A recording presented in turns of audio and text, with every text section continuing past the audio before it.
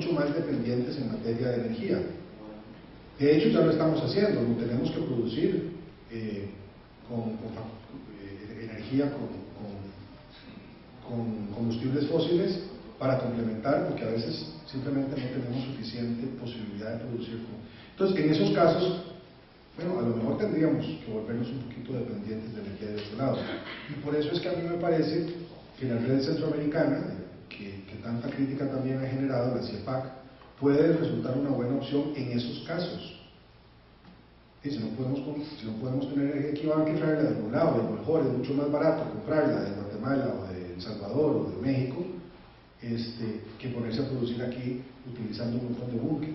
No lo sé porque no sé suficiente de esta materia, me comprometo a estudiarlo, pero creo en ese sentido, presidente, que la dependencia o no de fuentes de energía es algo que puede ser administrado localmente. Aquí nos plantean varias consultas sobre el financiamiento de obra pública.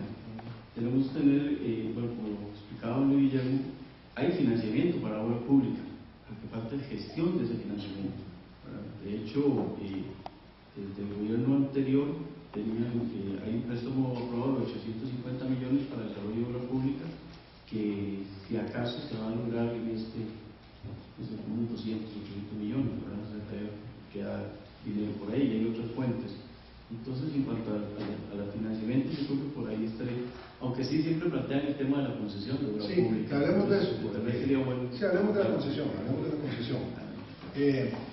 está muy satanizada la concesión. En el PAC no tenemos problema con la concesión como figura. Tenemos problema con la forma como se gestionan algunas concesiones, es otra cosa, que además resultan verdaderamente ofensivas para la gente. Creo que la manera como se han abierto algunas de estas concesiones, y ustedes lo saben mejor que otros profesionales, porque ustedes pueden valorar cuánto se pierde y cuánto cuesta una concesión mal administrada, lo saben bien. A mí me parece que la concesión debe de mantenerse en el país para cierto tipo de proyectos. Un gran y segundo aeropuerto internacional en Argentina. ¿Cuánto vale esa vaina? $2.000 millones. $2.500 millones, no lo sé. Concesionemos, parece bien. Una carretera de 30 kilómetros, no la concesionamos, por vida de ustedes. La hacemos con fondos propios, o con los fondos que tenemos ya contratados en empréstitos, por los cuales estamos pagando un cachimbal de plata, ¿verdad? Porque aunque no usemos los fondos, estamos pagando intereses sobre ellos. Entonces a mí me parece que la concesión es un recurso válido, que funciona en muchos lugares, que puede funcionar aquí, siempre y cuando haya cómo administrarla bien, cómo reglamentarla bien, y yo no estoy seguro que eso lo vamos a hacer con la actual ley. Yo pensaba que la actual ley se podía reformar. Cada vez me convenzo más, porque por lo que me dicen los que saben, que esa ley hay que hacerla nueva, que es una ley muy mala, que permite demasiado toqueteo, y una administración además pésima del Consejo Nacional de Concesiones. Perdónenme, pero pareciera que eso no está funcionando muy bien, ¿verdad? Pareciera, al menos. Tantos errores, pues alguna responsabilidad tendrán que tener quienes los han cometido, digo yo. Entonces, me parece que en materia de concesiones eso puede ser, y que en financiamiento hay financiamiento adecuado que no requeriría de más impuestos ni tampoco inventos en la forma como se buscan esos recursos. Por ahí reúno un par de consultas sobre qué hacer con el CONAVI, por ejemplo, eliminarlo, reestructurarlo, qué va a hacer con concesiones, qué hacer con Contravía, qué medidas de corto y mediano plazo tendría su gobierno para reducir la debilidad institucional. Y realmente un problema que se ha focalizado a nivel de esta comisión consenso y que se le ha dicho ya al gobierno de la República, el problema de gestión. Y si ustedes recuerdan el discurso del 1 de mayo de doña Laura también habla del problema de gestión en esa institución, pero en realidad no cambia. O sea, seguimos hablando del tema, pero no hay realmente un cambio radical que permita decir ahora está haciendo mejor las cosas con una evidencia, sino más bien lo que tenemos en otro sentido. Sí, a mí me han advertido mis colegas que no diga ciertas cosas porque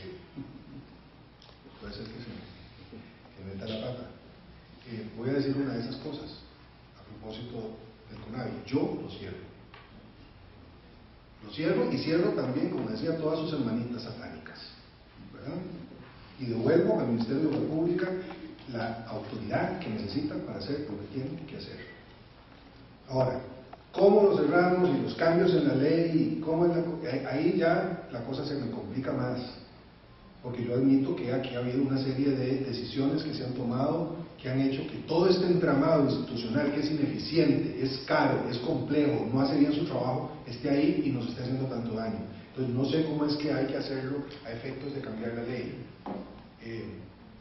Pero yo creo que la cosa que no está funcionando hay que cambiarla, y si una cosa que está abierta no está funcionando, pues hay que cerrarla. Ahora, me da la impresión también, y en esto habrá que verlo, que no basta con la reforma legal. Y me explico. Sí hay cosas que hay que cambiar en la ley, estructuralmente hay cosas que hay que cambiar en la ley, pero hay algunos fenómenos que afectan concesiones, que afectan construcción de obra pública, que tienen que ver con la ineficiencia del CONAVI, que se asocian a factores, llamémoslos elegantemente, suprapolíticos, o sea, corrupción. Y en un gobierno nuestro, esa corrupción no será tolerada. Porque, entre otras cosas, no vamos a recibir financiamiento de algunas entidades, privadas en su mayoría, que en esta época hacen fiesta de la necesidad de los partidos de conseguir financiamiento. Y después cobran en efectivo cuando estamos en el gobierno. Hoy se estaba dando, antes de venir para acá, el segundo debate de la ley para reformar para la reforma de la ley de deuda política, que es una lucha que hemos dado en el PAC para reducir esa deuda política del 0.11%, del 0.19% del PIB al 0.11% del PIB. Se puede hacer una muy buena campaña con mucha menos plata. Pero claro, si uno está pegado siempre a fuentes de financiamiento que después van a venir a condicionar ese apoyo, alegándolo para materia de oro, entonces hay una plata que alcance. No hay plata que alcance, ni tampoco el institucionalidad que se reforme. Y me parece, desde ese punto de vista, y lo digo con todo respeto, porque sé que la mayor parte de las empresas constructoras son empresas que pagan sus impuestos, que hacen bien su trabajo, que no andan en esas jugarretas, tienen que estar tranquilas, pero quienes no estén en eso, en un gobierno PAC, nosotros no vamos a jugar ahí. Y lo estamos haciendo desde ahora. Ustedes no me lo están preguntando, pero los muebles de la oficina nuestra, de la oficina de campaña, fueron todos pedidos por internet, nos los prestaron. Y yo todos los jueves, todos los martes, doy clases en la Universidad de Costa Rica para ganarme un poquillo de sueldo que necesito para algunos gastos. Y eso es lo que tenemos que hacer también. Y eso no es el tema moralista de la galleta, no. Es que eso es precisamente así como empiezan los enredos. Después, cuando uno empieza a enredarse desde la campaña política. Y eso hay que decirlo, porque si no, todo lo que yo diga aquí al final termina invalidado por la práctica. Mira, aquí otras consultas nos hacen consultas de diversa índole. En realidad nos vamos a centrar en los temas de infraestructura, que es el tema central. Si nos cabe a las otras, que las vamos a pasar a Guillermo, pero para resolver el tema o por lo menos dejar planteadas las soluciones que se tienen previstas para este tema. Por ejemplo, dice: el país requiere cambios estructurales urgentemente. Independiente del resultado de las elecciones, apoyaría un referéndum que incluya una solución real a las políticas públicas en el área de infraestructura, de logística y eliminación de la pobreza, que esto lo planteo como uno sobre todo principal. ¿Cómo lograría neutralizar, algo que planteaba ahorita usted, a los grandes intereses que se oponen a esos cambios?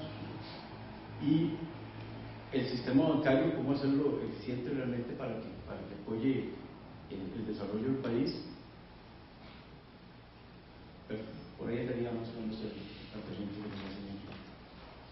Vieran que he estado oyendo mucho en estos últimos días la opinión de quienes piensan, y no está mal, hacer su referéndum sobre 4 o 5 grandes temas y someterlos de una vez a la consulta popular y salir de eso pasando, digamos, bypaseando a la Asamblea Legislativa. No me suena mal.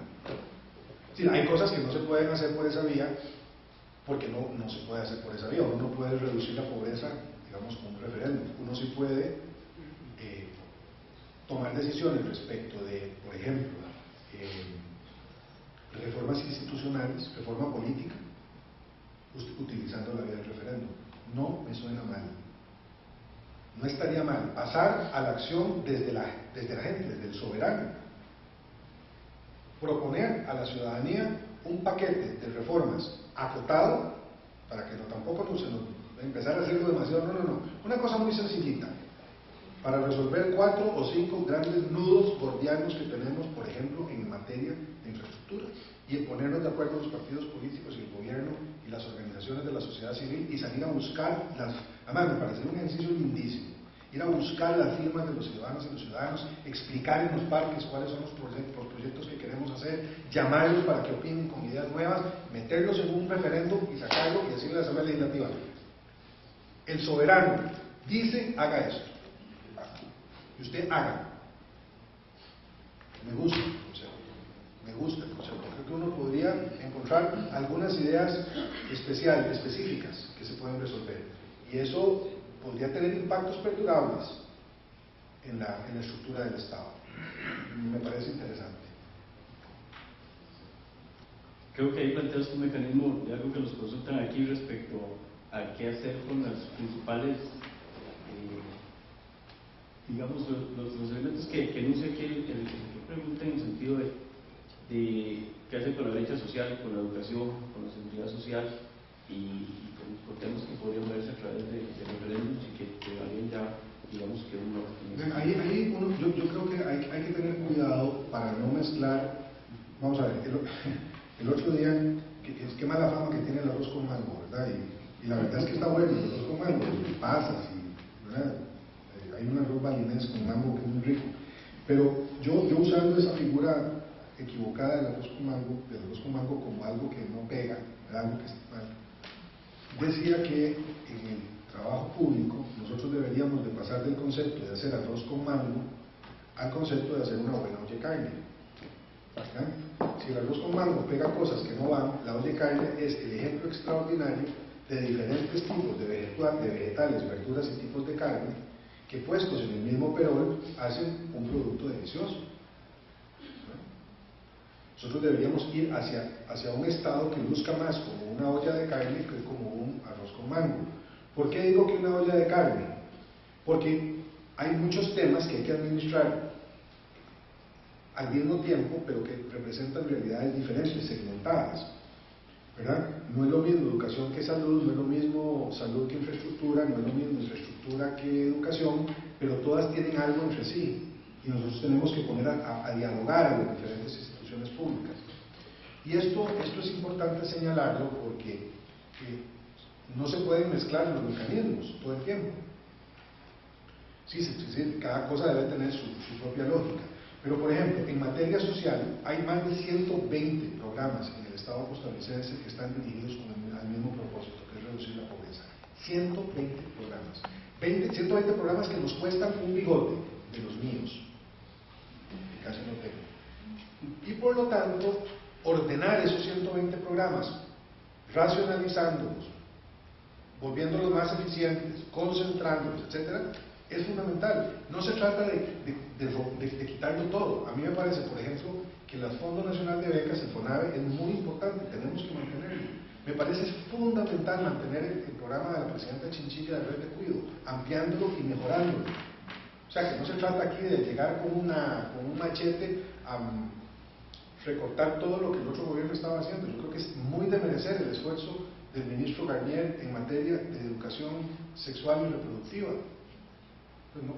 Pero sí tenemos que tener cuidado de segmentar bien y de integrar lo que hay que integrar de manera tal que no se nos enreden los mecanismos. Volvamos otra vez al concepto de una política más integral y no de compartimentos estancos. Vamos un poquito a ofrecer infraestructura en el sentido de aquí nos consultan el tema de modernizar San José. Es necesario, pero ¿qué propuesta tiene dentro de su plan de gobierno para descongestionar las vías de calcio central? Es una.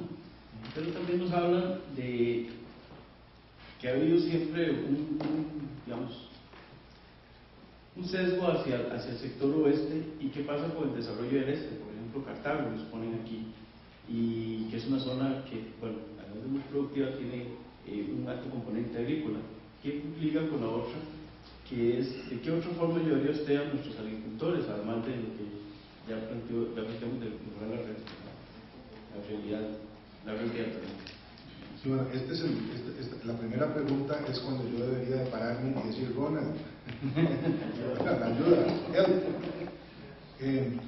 No, es que, otra vez, como les digo, lo que les voy a decir es lo que yo leí aquí. Entonces, tengo que reconocer con toda humildad que probablemente lo vaya a decir bastante mal, mejor dicho, peor de como ustedes deberían decirlo. A mí me parece que desconcentrar el gran área metropolitana, no solamente el casco central de San José, pasa por varias cosas.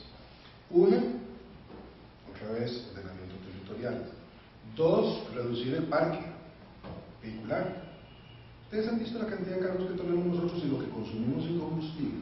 Es una cosa de locos.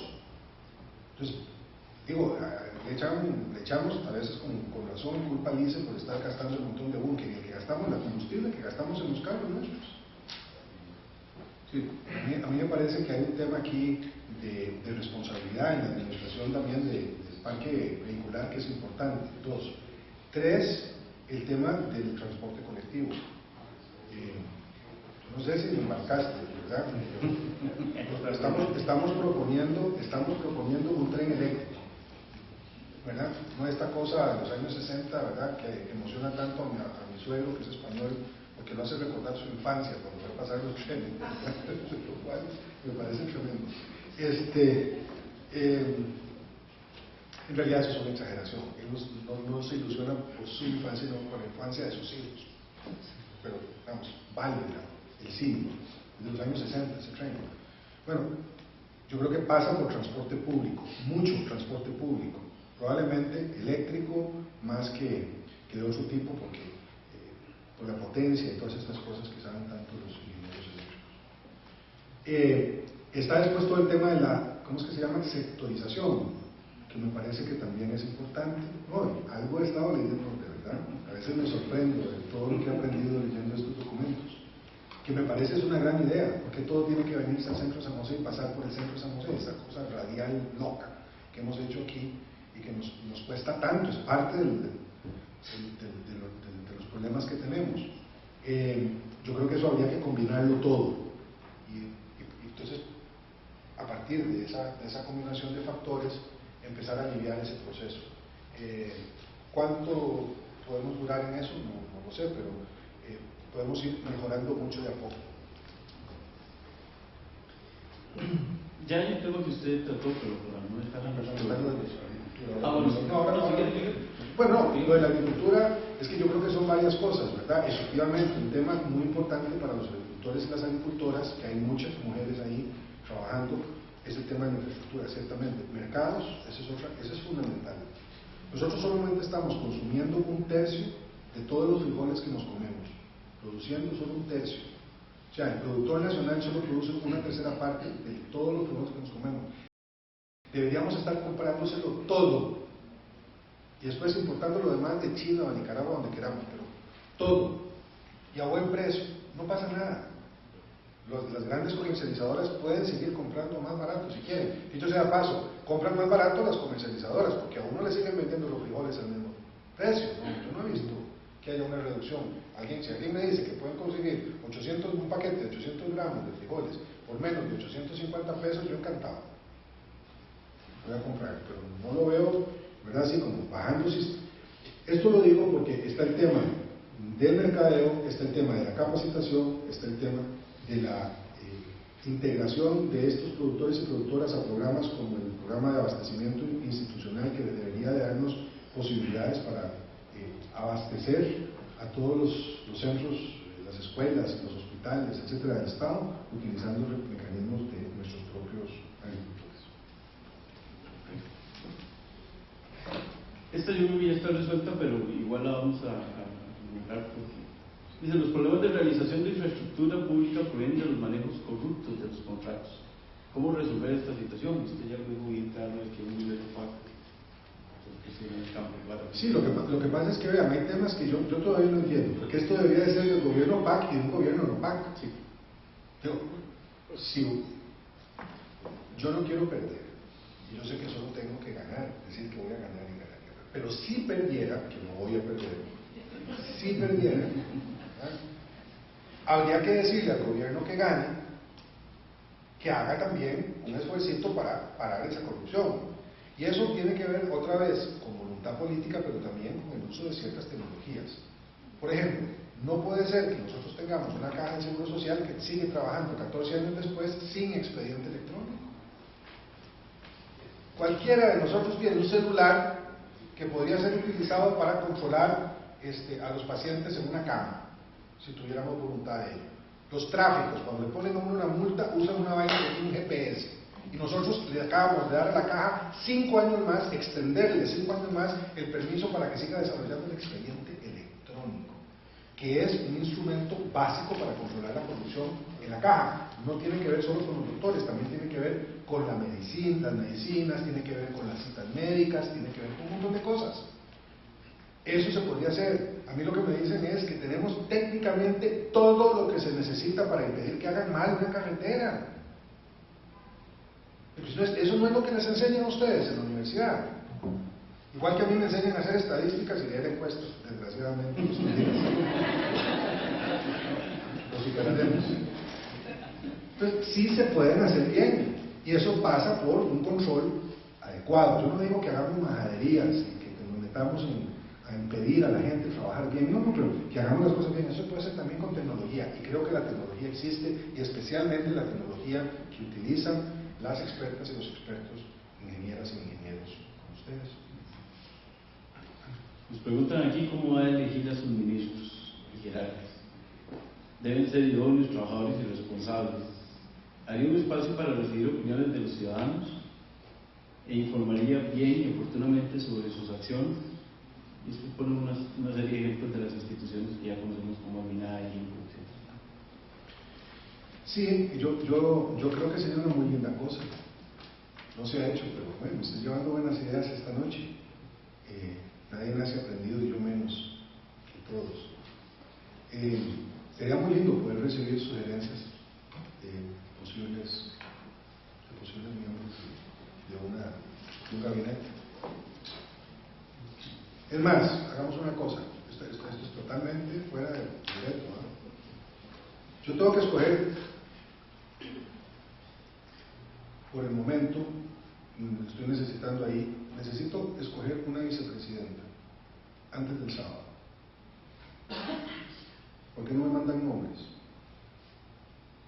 Pongamos la función una vez. Mi correo electrónico es lgsolis.riv. lgsolis.riv.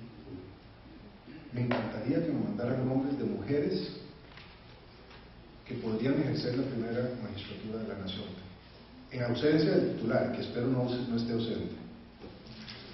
Ahora, lgsolis, riv, R-I-V, @yahoo.com. Mándenme si tienen nombres de personas que ustedes creen puedan ser buenas vicepresidentas. Evidentemente, tienen que ser, digamos, personas que sean más o menos compatibles con Guillermo, porque si no sería muy complicado que se elija a un presidente socialdemócrata, que es como me gusta verme dentro del PAC, ¿verdad? Si me pongan a una vicepresidenta neoliberal, ¿verdad? Que podría haber sido ministra de Pinochet. Bueno, tratemos de que no sea así. Tampoco estaría esperando a la hermana gemela de Hugo Chávez, pero buscarse nombres, pero me gustaría mucho. A ver, vamos a ver cuántos me llegan. Yo le digo al presidente cuántos nombres me llegan. Si ya publicamos en el boletín. Muy bien, está muy interesante.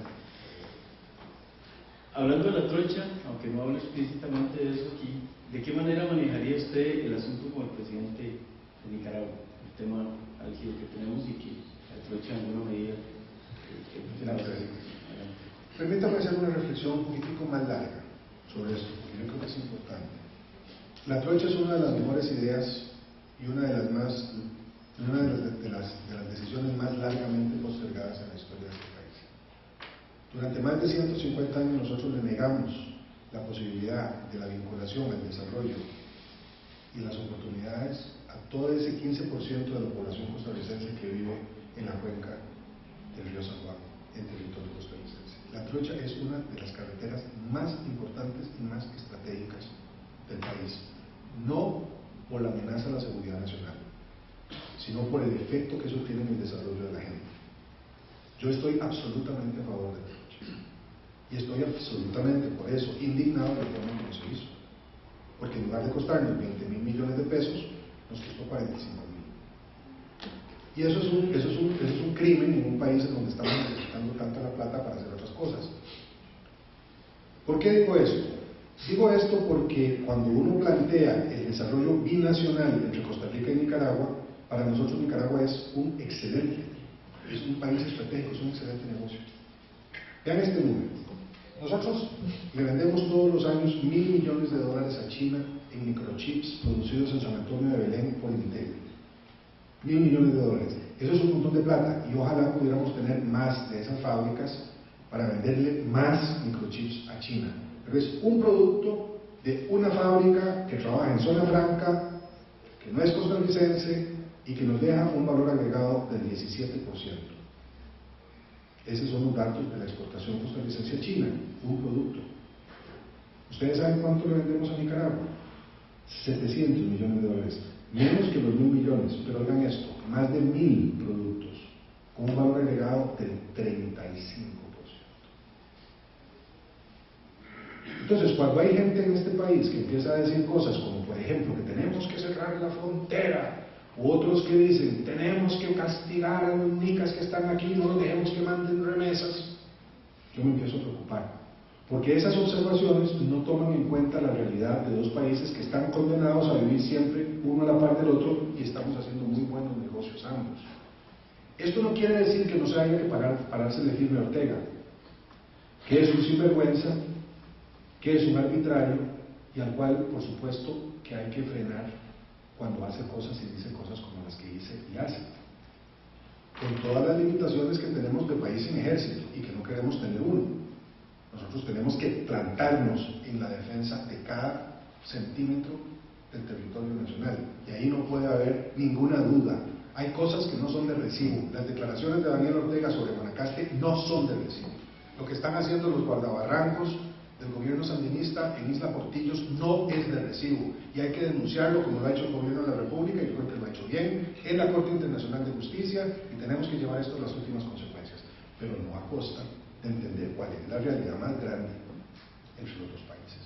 Y la Trocha tiene mucho que ver con eso, porque si nosotros pudiéramos entender a las zonas transfronterizas, es decir, a esos pedazos que están más allá del límite y más acá del límite, como parte de un entramado que además, a propósito del ordenamiento territorial otra vez, deberíamos administrar con el concepto de cuenca, porque esa es una enorme cuenca, la cuenca del río San Juan, que tiene que ver con los lagos y tiene que ver también con los ríos que alimentan al río San Juan desde Costa Rica, le sacaríamos muchísimo provecho a esa relación.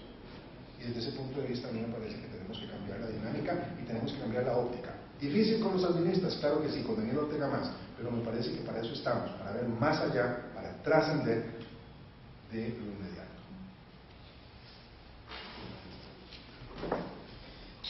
Esta nos atañe más directamente a nosotros. ¿Cuál es su opinión sobre la función reguladora de los colegios profesionales en el sentido de la obligatoriedad del registro para el ejercicio de la profesión? Uy, esa sí me la pusieron difícil. ¿Y qué es la contestación? Garantía de calidad.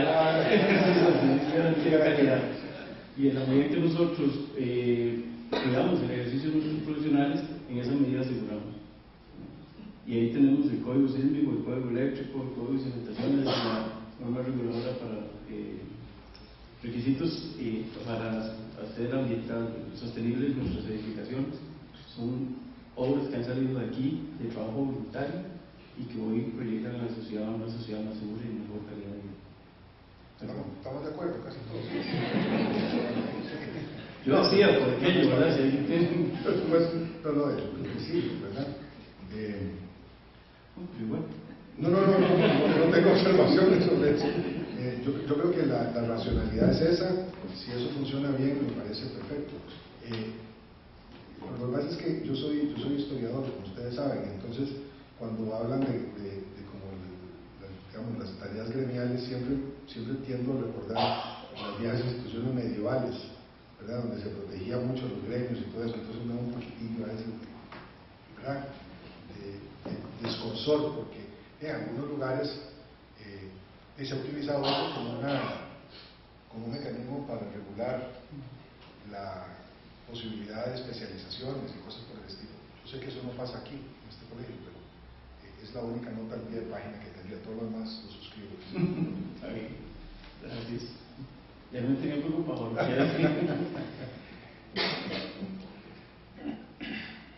Bien, hablan de planificación. No, estamos viendo, yo me quedo mucho, no se vaya a la audiencia, yo estoy encantado. Me veo muy interesado, está ahí. ¿Cómo piensa su plan de gobierno integrar el tema del cambio climático y la repercusión que ha tenido esto sobre la infraestructura nacional? Y lo otro que también pues ya asociado, ¿cómo lograr que eso sea realmente mantenido en el tiempo y que no cambie con cada gobierno de turno, ¿verdad? Una vez que esto se logre. Sobre el cambio climático, yo entiendo que lo que uno tiene que hacer es adaptarse, ¿verdad? No le queda otra. No es cuestión de que uno se resiste, sino que uno se adapta al cambio climático.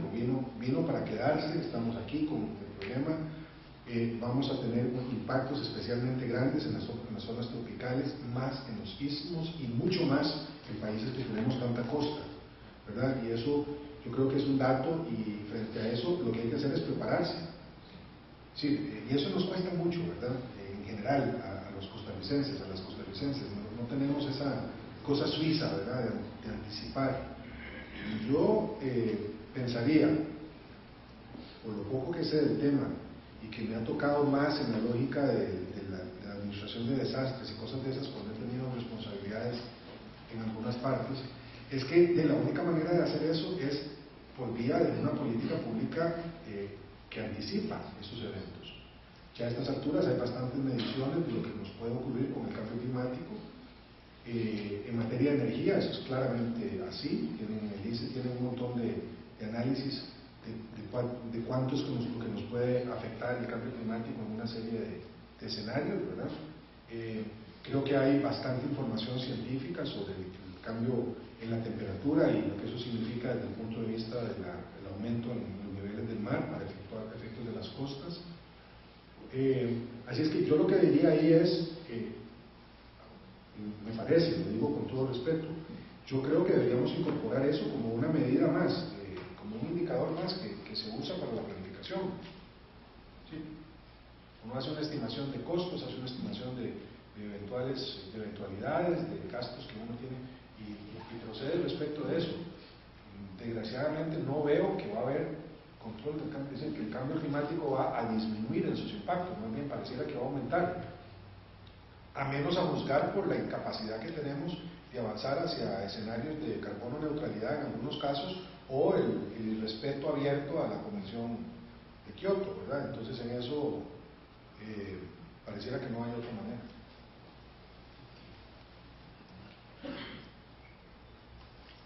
Y aquí hay un tema, pues, de alguna medida asociado, que es cuál va a ser en su eventual gobierno suyo, su política en cuanto al recurso hídrico.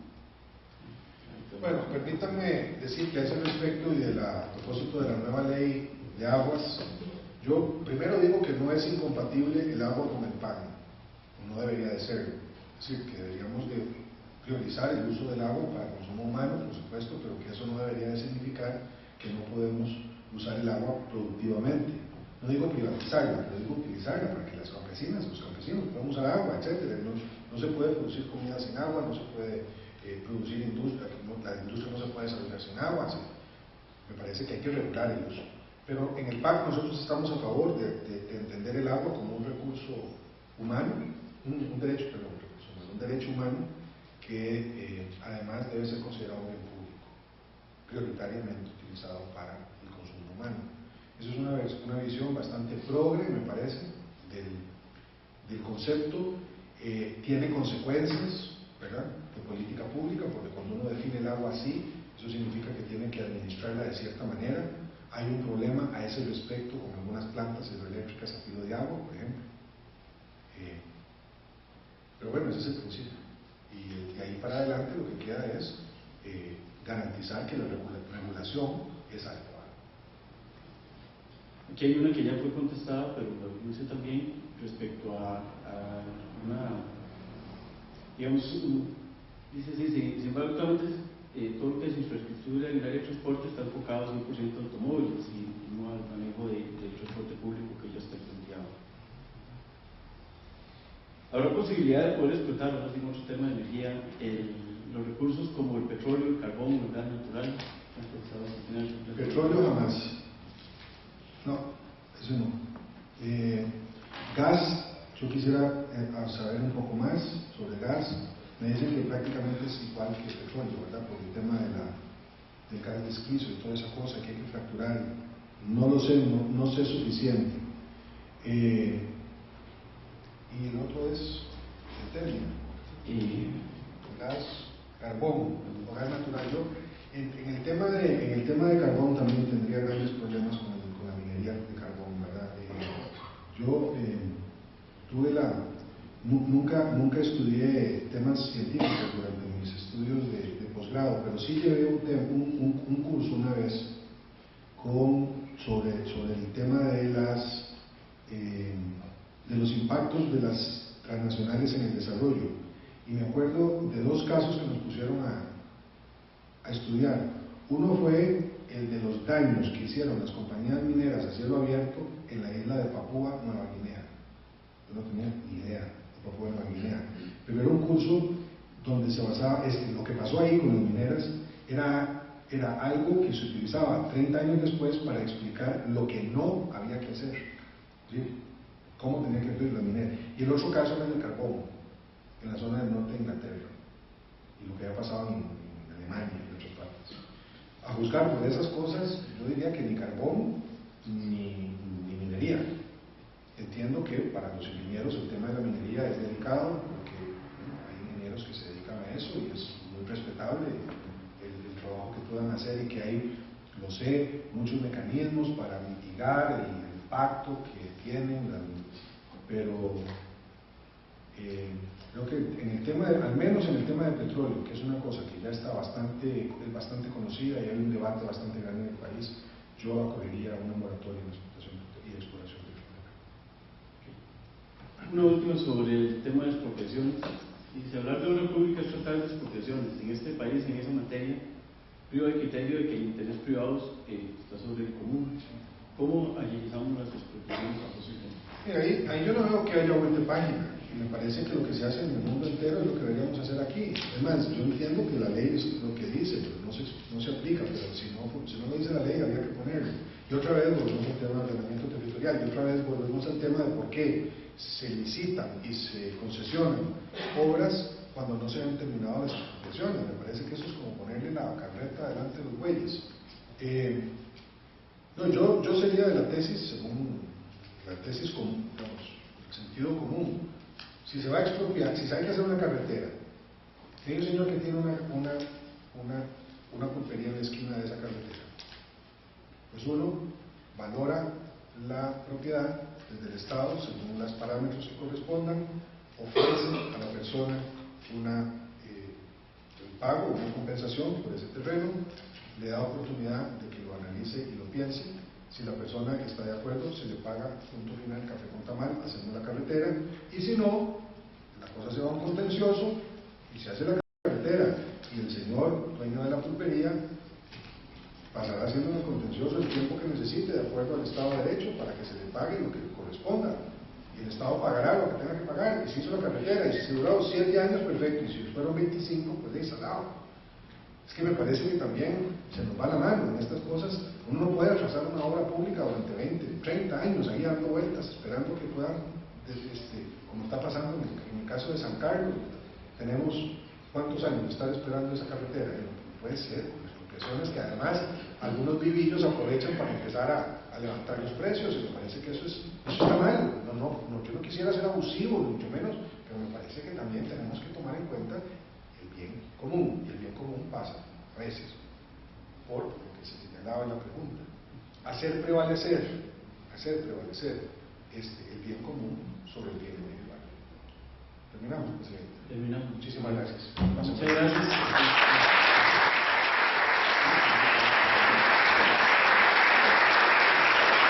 Muchas gracias a los señores de la mesa principal, al ingeniero José Guillermo Marín, presidente del Colegio Federado de Ingenieros y Arquitectos, y al máster Luis Guillermo Solís, candidato presidencial por el Partido Acción Ciudadana.